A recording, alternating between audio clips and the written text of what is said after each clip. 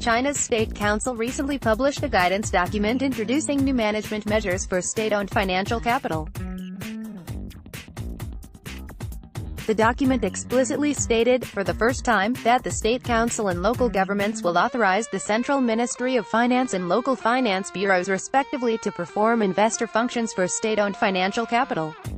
The dispute over the powers of various government departments, which has raged for many years, has finally been resolved. The public has focused on this point.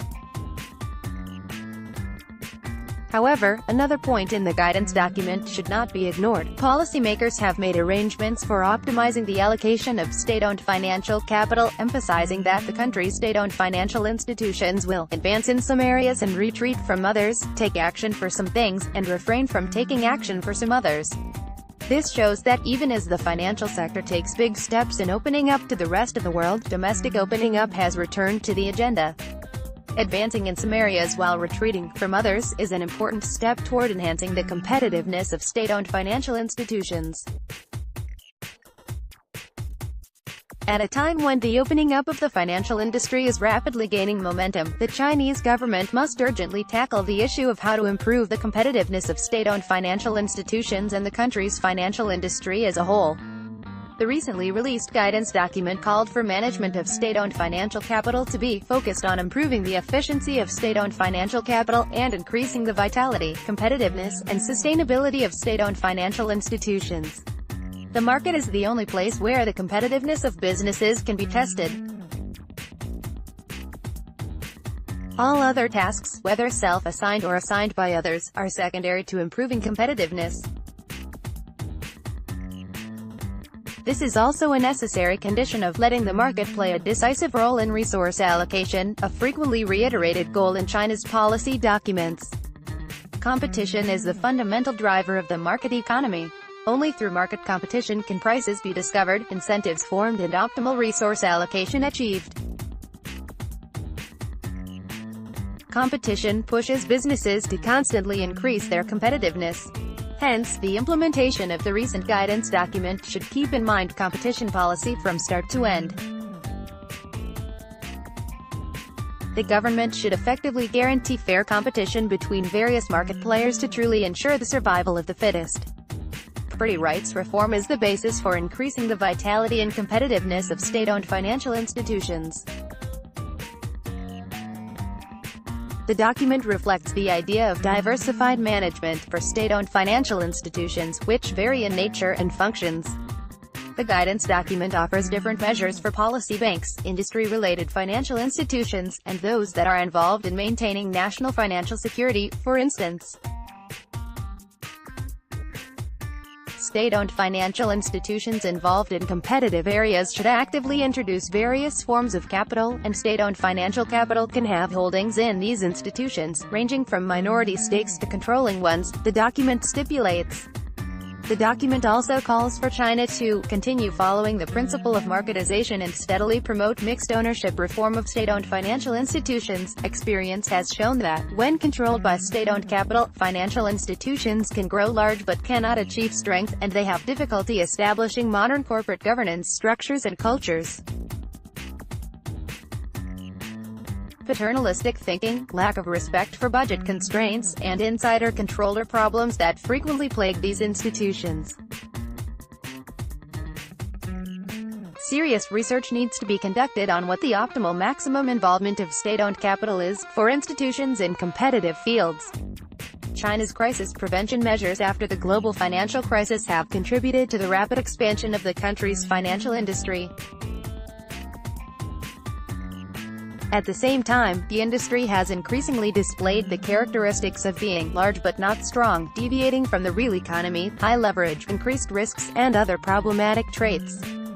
China's policymakers have in recent years deepened financial reform and strengthened financial supervision, making some progress in deleveraging and risk prevention. However, it is still worth pondering the extent to which the competitiveness of state-owned financial enterprises has grown since the financial crisis. As the country increases its openness to the outside world, this question is attracting more and more attention. The optimistic view is that state-owned financial institutions have the advantages of dominant market share, and a better understanding of local customers' needs. The pessimistic view is that there have been no substantial improvements in pricing power, risk control, and corporate governance, and that the industry has actually experienced a lost decade. Both views have their merits, but the latter seems rooted in more fundamental issues. There is no doubt that, faced with an uncertain future, China's state-owned financial institutions will always be in the process of increasing their competitiveness.